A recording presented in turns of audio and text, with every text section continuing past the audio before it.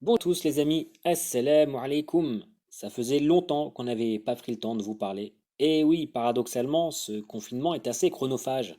Chronophage car, pour ceux qui continuent de travailler, les conditions de travail se dégradent un peu forcément et impliquent souvent de rester plus longtemps au travail. Mais chronophage également car, par la grâce d'Allah Azzawajal, nous avons pu mener de nombreuses opérations de solidarité durant ce confinement et pour ça, nous tenions, avant toute chose, toute l'équipe de Conscience et Avenir tenait à vous dire merci, merci, merci, mille fois merci.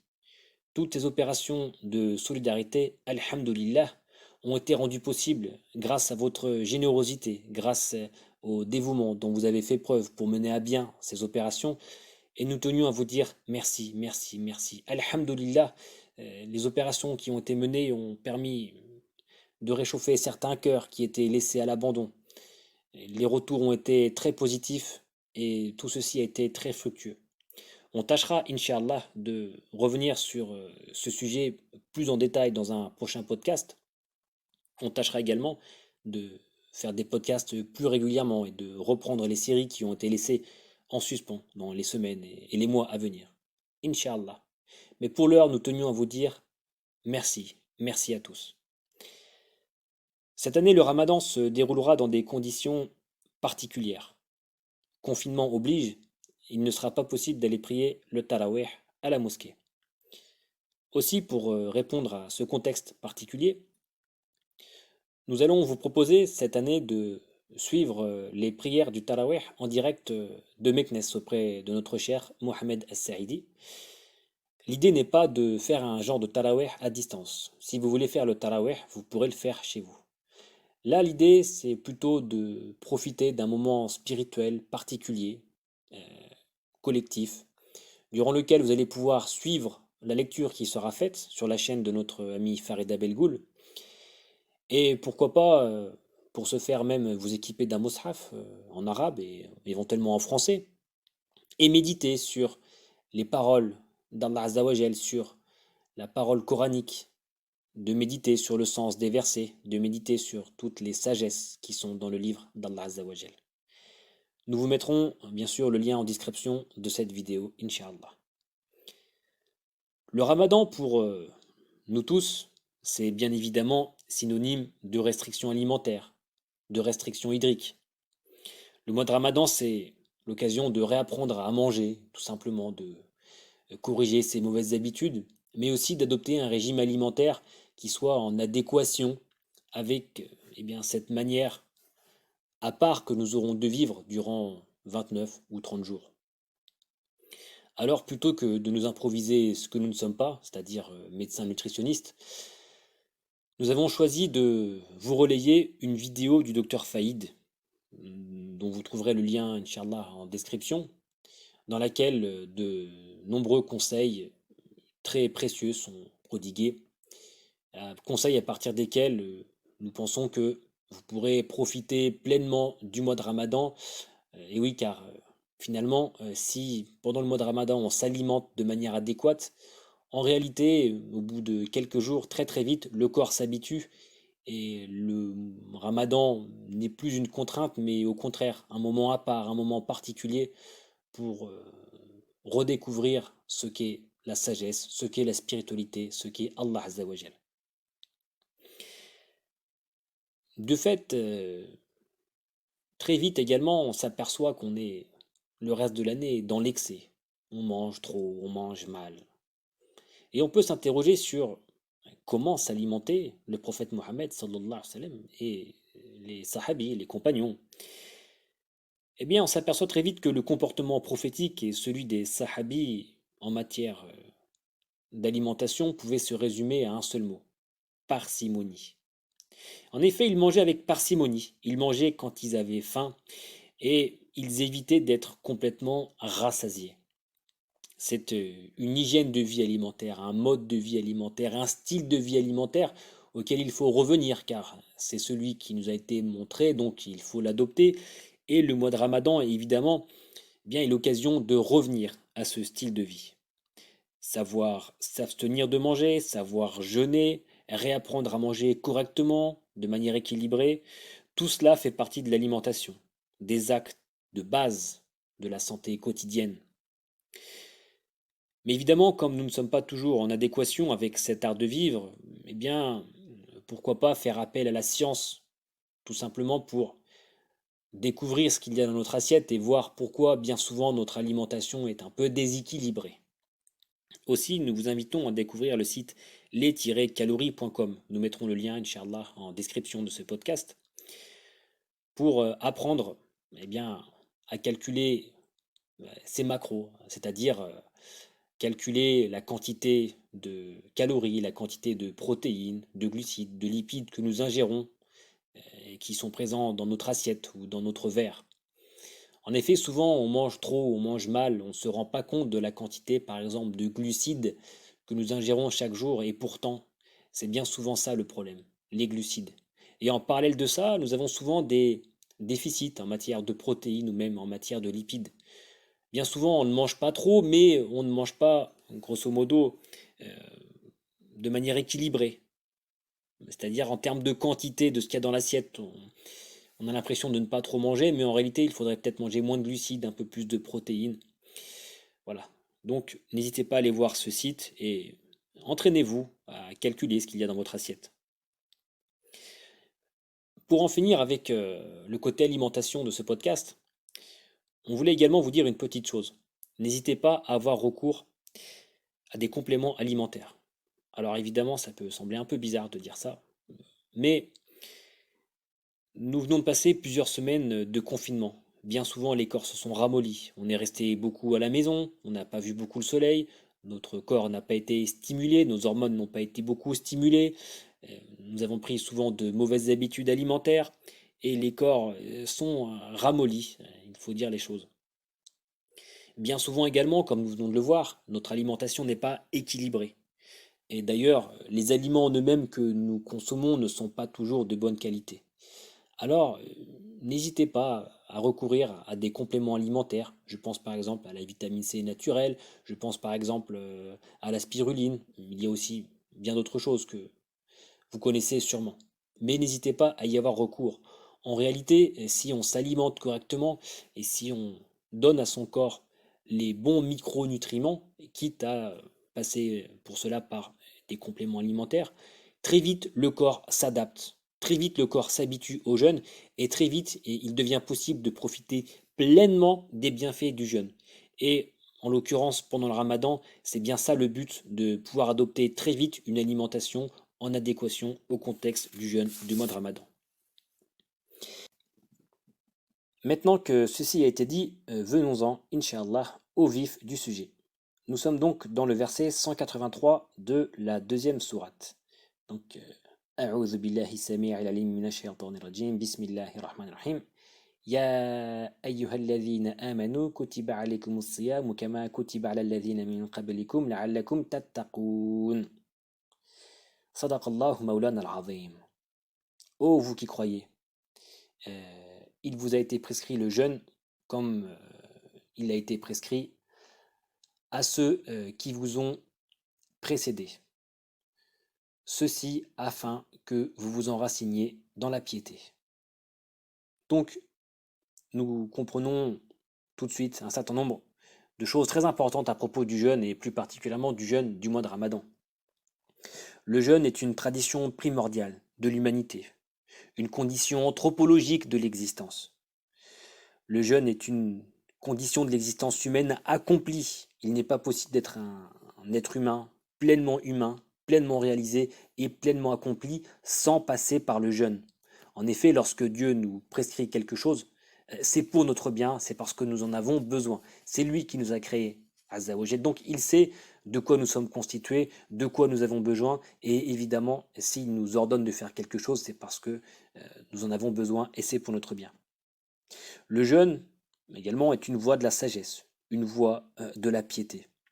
Mais attention, en islam, as-siyam, ce qu'on appelle le jeûne en islam, c'est pas simplement le fait de s'arrêter de boire et de manger. As-siyam, qu'on traduit par jeûne, en réalité, c'est quelque chose de bien particulier. c'est une perspective évidemment alimentaire, mais une perspective spirituelle, un état d'esprit spirituel, un état de méditation, un objectif, le cœur orienté vers Allah. Ça va bien au-delà du fait de s'arrêter de boire et de manger. Donc, as-siyam, c'est beaucoup plus que jeûner, c'est beaucoup plus que ça. Voilà pourquoi, euh, finalement, on voit que le jeûne est présent dans toutes les religions du monde, et évidemment dans la religion parachevée d'Allah Azzawajal, dans l'islam, évidemment, et que même simplement la notion de jeûne alimentaire est de plus en plus redécouverte par la médecine conventionnelle moderne. Mais donc le jeûne du mois de Ramadan présente un contexte particulier, un moment de grâce à part, qui fait que même les non-pratiquants souvent jeûnent le mois de Ramadan. Souvent, les non-pratiquants qui consomment par exemple des boissons alcoolisées le reste de l'année s'arrêtent de le faire. Et pourtant, ils trouvent des difficultés pour s'abstenir de boire de l'alcool en dehors du Ramadan, mais pendant le Ramadan, ils trouvent une sorte de facilité à s'abstenir de boire de l'alcool. Et souvent, ils le font avec bon cœur. Pendant le mois de Ramadan, il y a cette facilité à prier, à méditer, à retenir son regard des mauvaises choses, à s'abstenir de dire de mauvaises paroles, et une facilité supplémentaire à partager de la gentillesse, du sourire, du bon cœur. Oui, le Ramadan est un moment de grâce particulier durant lequel Allah Azzawajal nous invite à profiter de sa prescription divine, de tout ce qu'il nous a prescrit, de tout ce qu'il nous a invité à faire. Et encore une fois, Allah Azzawajal ne veut que notre bien. Si Dieu nous invite à faire quelque chose, c'est parce qu'on en a besoin. C'est parce qu'il veut notre bien, Azzawajal. C'est pour notre bien à nous. Le mois de Ramadan est le mois de la prière, le mois du Coran. C'est souvent ce qu'on dit. Et effectivement, c'est vrai. On prie un peu plus, on essaye de prier un peu plus. Et évidemment, on essaye de lire le Coran en entier au moins une fois durant le mois de Ramadan. C'est d'ailleurs ça, le Tarawih. Et on sait que le Coran est la base de toute connaissance. Dans le verset 38 de la sourate 6, Dieu dit Ma faratna fil kitab min shay. Rien n'a été négligé dans le livre. Le Coran, le livre sacré d'Allah Azzawajal, est l'élément de base de toute connaissance, de toute science, de tout savoir. Si on veut une science véritable, on ne peut pas faire l'économie du livre sacré d'Allah Azzawajal. De même, revenir à une pratique plus assidue telle que la prière, revenir à la prière, finalement, est revenir à Allah, en ce sens que prier, finalement, est un retour à soi, se connaître soi-même, connaître ce qu'est la créature et ce qu'elle n'est pas, c'est connaître ce qu'est le Créateur. Revenir au fait que nous sommes une créature et qu'une créature doit se tourner vers le Créateur. Tout cela permet de se repositionner, c'est-à-dire on oublie un petit peu tout ça, qui on est et qui il est lui, Azzawajal. On oublie tout ça le reste de l'année. En priant un peu plus, en faisant un peu plus d'actes d'adoration durant le mois de Ramadan, finalement on revient aussi à ça, se connaître soi-même et connaître qui il est lui, Azzawajal. Sache comment est la créature et tu connaîtras évidemment ce qu'elle n'est pas, mais tu connaîtras ce qu'il est lui, Azzawajal, ce qu'il est lui, le créateur. Revenir donc à une pratique plus assidue, c'est mieux connaître sa religion. Et mieux connaître sa religion, c'est pouvoir mieux la pratiquer. Et évidemment, la religion est le chemin de l'accomplissement de soi. Durant le mois de Ramadan, on limite les excès. On en profite pour limiter les excès, pour réinterroger son mode de vie. On insiste sur l'essentiel. On revient à ce qui compte. Tout ceci, évidemment, avec le fait que pendant le Ramadan, on essaye d'orienter son cœur un peu plus que d'habitude vers la vérité, vers Allah, tout ceci provoque un réveil de conscience qui réinterroge notre mode de vie. On se rend compte de ce qu'on néglige, ou de ce qu'on fait, ou de ce qu'on pratique avec excès, ou bien de ce qu'on a oublié, de ce qu'on fait qu'on ne devrait pas faire. Il faut évidemment profiter de ce moment de lucidité à part, qui est comme nous l'avons vu, un moment de grâce durant lequel Allah Azza wa Jal facilite le fait de s'orienter dans la vérité et de profiter des lumières de la vérité. Ce moment n'arrive qu'une fois par an. Il faut en profiter. Il y a un moment très spécial, un contexte, euh, j'ai envie de dire, surnaturel, qui n'arrive qu'une fois par an. Il faut en profiter pour interroger ce mode de vie. Profitons de ce moment de conscience à part qui ne vient qu'une fois par an pour réinterroger, pour interroger et réinterroger ce que nous faisons toute l'année. Pour interroger l'année qui vient de s'écouler et prendre de bonnes résolutions pour l'année à venir. D'ailleurs, nous savons par les neurosciences que 21 jours, c'est la durée minimale qu'il faut pour reprogrammer ses habitudes, c'est-à-dire enlever les mauvaises et en mettre de bonnes à la place. Et pour ceux qui ne sauraient pas par quoi commencer, nous proposons la méthode suivante. Prenez un papier et un crayon et marquez dans un premier temps les bienfaits dont vous avez bénéficié durant l'année. Évidemment, la liste est infinie et vous ne pourrez pas tous les noter, évidemment. Mais très vite, vous vous rendrez compte que cette année n'a pas été si mauvaise que ça, ou bien en réalité a été encore plus heureuse que vous le pensiez. Finalement, les enfants ne sont pas en si mauvaise santé que ça. Alhamdulillah. Les choses se passent finalement pas si mal que ça. Alhamdulillah. Les choses avancent. Il y a eu quelques difficultés, certes, mais Allah Azza wa Jal a été présent pour nous sortir de ce mauvais pas. Marquez les choses qui vous ont été heureuses ou bien qui vous ont aidé à avancer et vous trouverez très vite qu'elles auront été bien plus nombreuses. En parallèle de ça, marquez finalement également les événements pour lesquels vous n'avez pas su répondre présent. Là, vous avez été négligent. J'ai pas été assez présent pour ma mère, pour mon père, pour mes enfants, pour mon fils, pour ma fille. J'aurais dû passer peut-être plus de temps. Est-ce que j'ai vu mes enfants grandir cette année? Est-ce que j'ai vu la petite pousser, le petit pousser? Est-ce que j'ai vu les petits loulous grandir? Est-ce que j'ai été présent avec eux pour leur scolarité? Est-ce que j'étais présent pour mon oncle ou pour mon père ou ma mère quand ils étaient en difficulté? Est-ce que j'ai été présent pour mon épouse? Est-ce que j'ai été présent pour mon époux? Est-ce que j'ai été présent pour mon voisin qui galère alors qu'il habite dans le palais d'en face à 3 mètres? Il faut marquer ce pourquoi on n'a pas su répondre présent. Et à côté, vous marquez pourquoi. Pourquoi est-ce que j'ai pas été présent? Pourquoi est-ce que je n'ai pas su aider mon voisin, ma tante, mon oncle, mon père? Pourquoi est-ce que j'ai été négligent avec mon fils? Et marquez ce qu'il faudrait faire, à votre avis, à côté pour corriger ce problème. Peut-être être un peu moins dehors, aller un peu moins voir les collègues et passer plus de temps en famille. Peut-être passer un coup de fil un peu plus souvent à ma famille, à mes parents. Peut-être aller toquer un peu plus souvent pour voir le grand-père ou la grand-mère qui habite à l'étage du dessus. C'est le moment d'interroger son mode de vie, d'interroger ses négligences.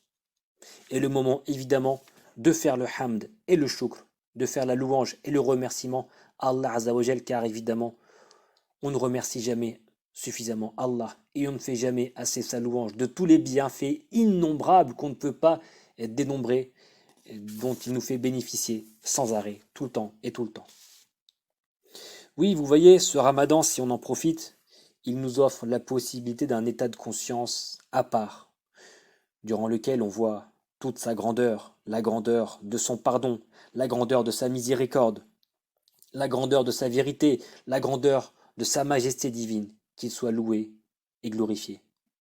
Dès lors apparaît dans nos cœurs la gravité du bien et du mal, la gravité du sens de la vie, le devoir de responsabilité, de d'œuvrer dans le sens de la vérité, de proclamer la gloire d'Allah Azzawajal dans sa vie, dans ses actes, dans sa patience, dans le fait d'être au service, évidemment, des siens, de ses proches, mais d'être au service de tous, sans arrière-pensée, simplement pour la gloire d'Allah Azzawajal.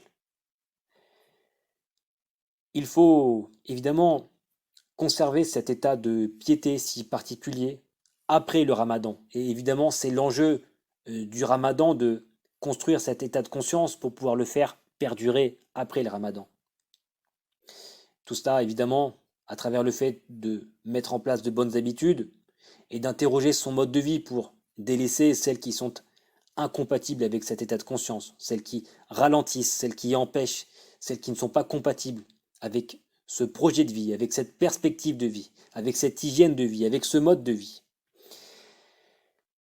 Préserver cet état de révérence envers Allah Azzawajal est une condition du salut de son âme et une condition de l'accomplissement de soi. La conséquence de tout cela, c'est quoi? Évidemment, c'est une proximité supplémentaire avec Allah Azzawajal. Un moment de grâce à part, un moment de grâce particulier.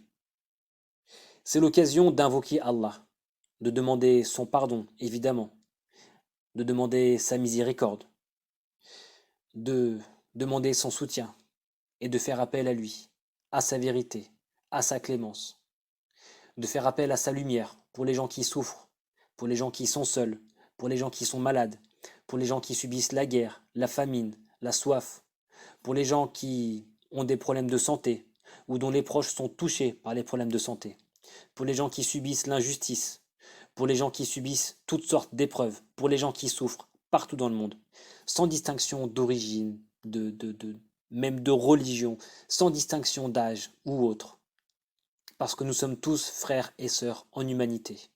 Et si nous autres musulmans ne prions pas pour toute l'humanité, qui va le faire à notre place? Comment est-ce qu'on peut être incarner le khalifa d'Allah Azzawajal sur terre, être les représentants de Dieu sur terre, si nous ne prions pas pour toute l'humanité? Alors, ce moment de proximité particulier, en réalité, c'est le moment d'implorer Allah Azzawajal pour tout ça, et bien plus encore. C'est pour ça que nous voyons nos aînés, les sages de notre communauté, qui invoquent Allah beaucoup, beaucoup, beaucoup, beaucoup pendant le Ramadan. Parce que c'est un moment particulier durant lequel le dua est accepté plus facilement. Alors prenons exemple sur eux et invoquons Allah pour tous ceux qui souffrent partout dans le monde. Remercions Allah pour tous les bienfaits qu'il nous accorde. Et demandons à Allah d'être à la hauteur pour les jours qui viennent, pour les semaines qui viennent, pour les mois qui viennent, pour les années à venir. Soyons à la hauteur pour nous-mêmes, pour nos proches. Soyons à la hauteur de notre destin, individuel, mais également le destin collectif. Soyons plus présents pour notre famille, pour notre quartier, pour notre ville, pour notre pays et même pour le monde, car ce monde, nous allons le laisser en héritage aux générations à venir. Et en réalité, chaque effort compte. Il n'y a pas de petit effort. Chaque effort pèse. Chaque effort produit des effets, produit des bénéfices et va venir en entraîner d'autres. Mes frères, mes sœurs, ce mois du Ramadan passe si vite. Pour certains d'entre nous, il paraît une montagne infranchissable. Mais en réalité, il passera si vite. Ne passons pas à côté de tous ces bienfaits et profitons-en. Profitons-en pour nous accomplir, profitons-en pour devenir des hommes nouveaux, des femmes nouvelles. Profitons-en pour devenir meilleurs. Profitons-en pour mettre à jour notre système de vie intérieur, pour mettre un élan nouveau, une énergie nouvelle dans notre vie. Profitons-en pour mettre en place en nous-mêmes et dans notre vie les conditions d'une contribution nouvelle et renforcer aux défis de la vie. Mes frères, mes sœurs, je vous souhaite un très bon Ramadan à tous. Wassalamu alaikum wa rahmatullah.